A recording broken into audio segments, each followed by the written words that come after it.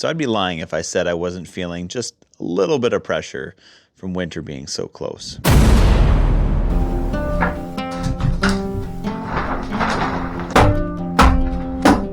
It's not about ignoring some of these worries. I think it's just about bringing clarity to them and actually focusing on what's real and what is the truth of the moment. All these extra thoughts and worries are not going to help you out, and we need to remember that. Sometimes we just need to focus on taking it step by step, day by day, job by job, or task by task. And all this extra fears and worries and doubts and what ifs, they can be consuming. And like I said, they can build up, they can stack, and they can turn into something that immobilizes you. Sometimes you just got to get after it.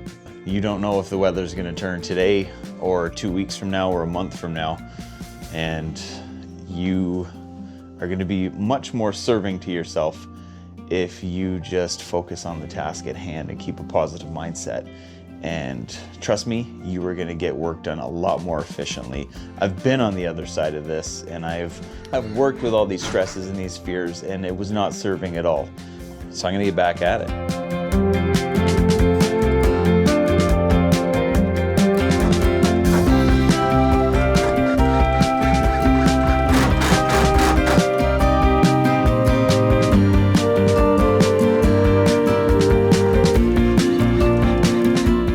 Audio is okay on this one. It's quite windy out.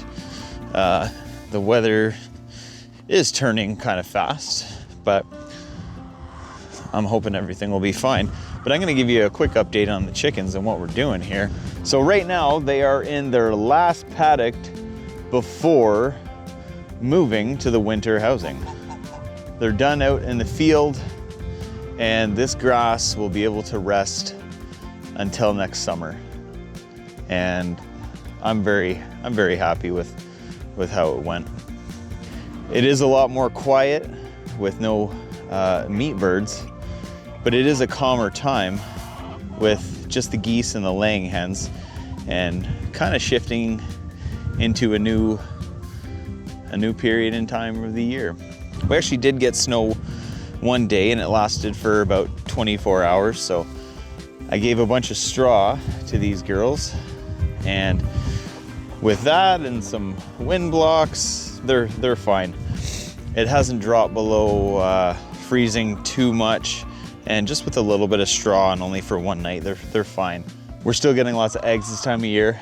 They're laying really good, and they seem happy. They seem like they like the new additions to their home.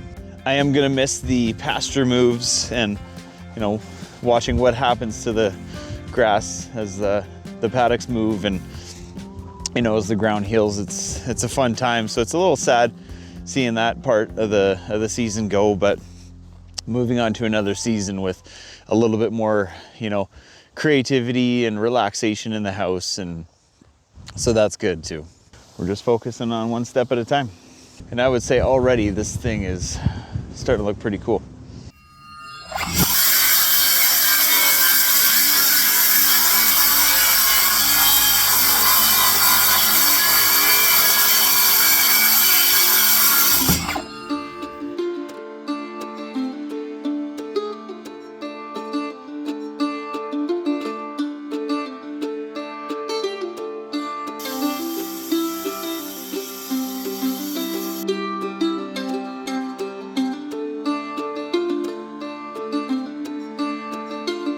I'm at it again at nighttime. I've made the decision to, no matter how tired I am, no matter how much I have going on, I need to work on this a little bit, get at least a little bit or 1% done every single day until I'm able to get the birds in here. I'm sacrificing comfort and relaxation after a full day's work in the city and errands and all that stuff.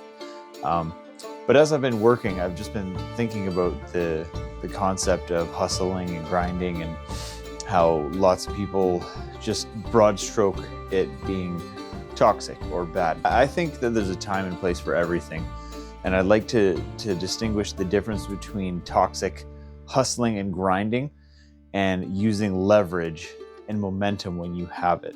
Right now, I've been taking care of myself. I'm energetic. I have the energy.